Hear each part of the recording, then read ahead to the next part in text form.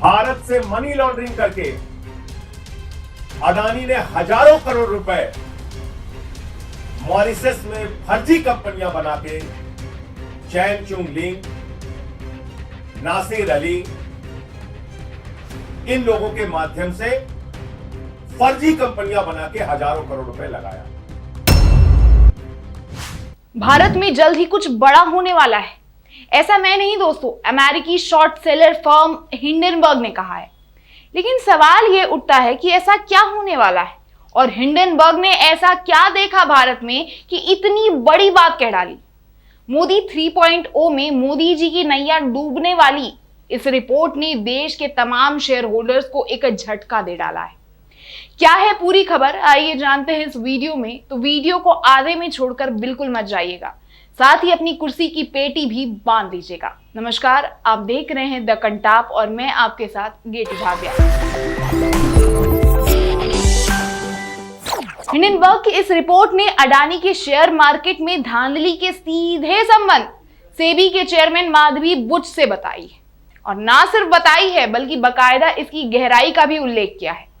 Hindenburg के report के इस खुलासे के बाद सवालों के घेरे में ना सिर्फ गौतम अडानी और माधवी बुच आए हैं, बल्कि मोदी जी भी कई सवालों के जवाबदार बन गए हैं। दरअसल शनिवार को हिंडनबर्ग ने सोशल मीडिया एक्स पे एक पोस्ट किया जिसमें उन्होंने लिखा, विसल ब्लोअर दस्तावेजों से पता चला है कि सेबी के अध्यक्ष की अडानी मनी साइफनिंग घोटाले में इस्तेमाल की गई अस्पष्ट ऑफशोर संस्थाओं की में हिस्सेदारी थी उनकी। इसकी जानकारी उन्होंने अंग्रेजी में दी थी, जिसका उल्लेख, अनुवाद कह लें आप, कि मैंने अभी आपको हिंदी में बताया। हिंडनबर्ग रिसर्च ने रिपोर्ट में विसल ब्लोअर दस्तावेजों का हवाला देते हुए लिखा कि माधवी बुच और उनके पति धवल बुच ने 5 जून 2015 को सिंगापुर में IPE प्लस फंड 1 के साथ अपना खाता खोला। IIFL के एक प्रिंसिपल द्वारा हस्ताक्षरित फंड की घोषणा में कहा गया कि निवेश का स्रोत सैलरी है और दंपत्ति की कुल निवेश $10 मिलियन आंका गया है।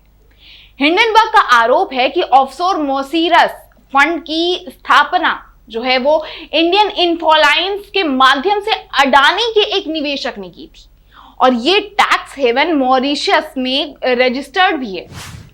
हिंडनबर्ग ने अपनी रिपोर्ट में कहा है कि उसने इससे पहले यह नोटिस किया था कि नियामक द्वारा हस्तक्षेप के जो भी जोखिम होंगे, उसके बाद भी अडानी समूह ने पूरे विश्वास के साथ अपना काम जो है वो जारी रखा था।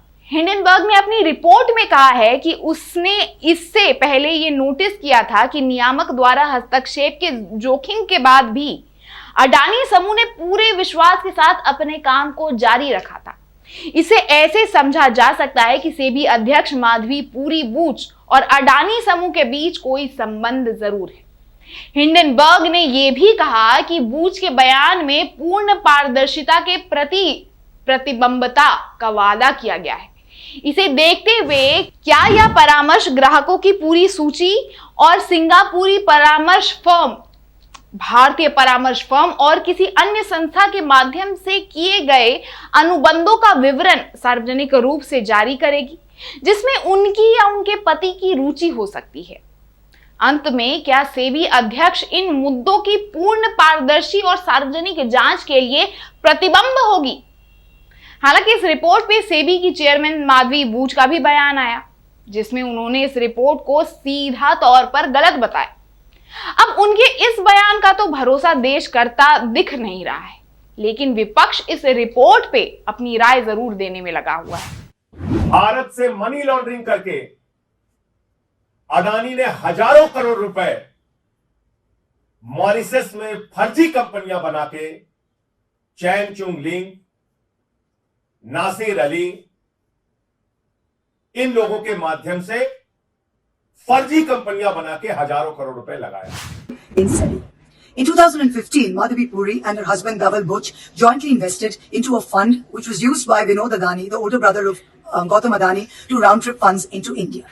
In February 2017, Madhavi Puri transferred these assets of the fund from a joint account into that of her husband Dhaval Buch. Imagine you're watching a cricket match, international cricket match, between India and Australia. And every single person who's watching the match and those playing the match know that the umpire is compromised. what would happen to the match? What would happen to the fairness of the match? What would happen to the outcomes? How would you feel as somebody who's participating in the match? This is exactly what is happening in the Indian stock market. Over the last few years, larger and Akhilesh Yadav ने भी tweet कर लिखा है, सेबी की ऐतिहासिक जांच होनी चाहिए, क्योंकि सेबी का इतिहास ही ऐसा रहा है कि वो कभी सही मायनों में निवेशकों का संरक्षण व सहारा नहीं बना।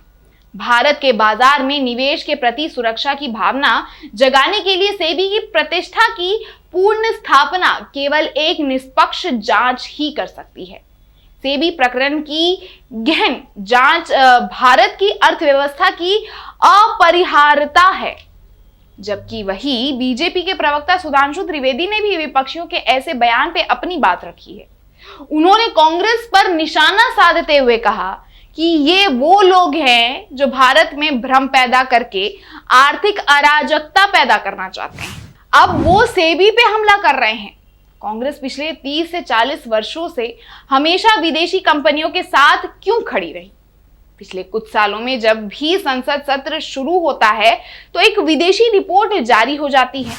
बीबीसी की डॉक्यूमेंट्री संसद सत्र से ठीक पहले रिलीज हुई थी।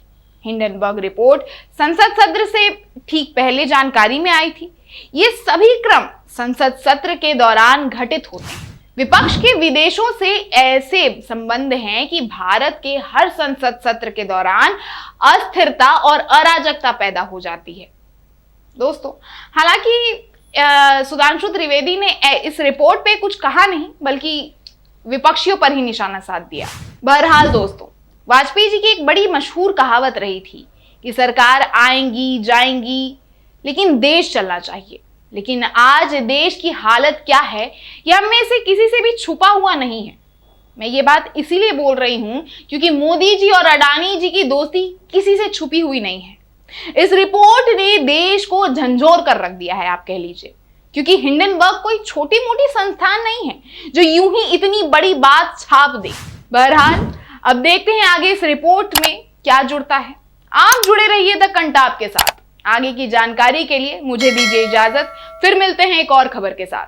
धन्यवाद। जिसे होगा ज्ञान वही करेगा समाधान। फ्री सेवा या मुंह मांगे इनाम का दावा करने वाले आपको गुमराह कर सकते हैं, काम नहीं। केवल एक फोन आपकी जिंदगी बदल सकता है। आयुष जी सम्राट, स्पेशलिस्ट, नौकरी, कारोबार, गृह क्लेश, प्रेमी प्रेमिका, सौतन दुश्मन से छुटकारा, पति पत्नी में लड़ाई झगड़ा, लव मैरिज, कोर्ट कचहरी, मनचाहा समाधान। भटको चाहे जिधर, काम होगा इधर। निराश व्यक्ति एक बार जरूर मिले। मीनाक्षी चौक, मुजफ्फरनगर। Mobile number 96277777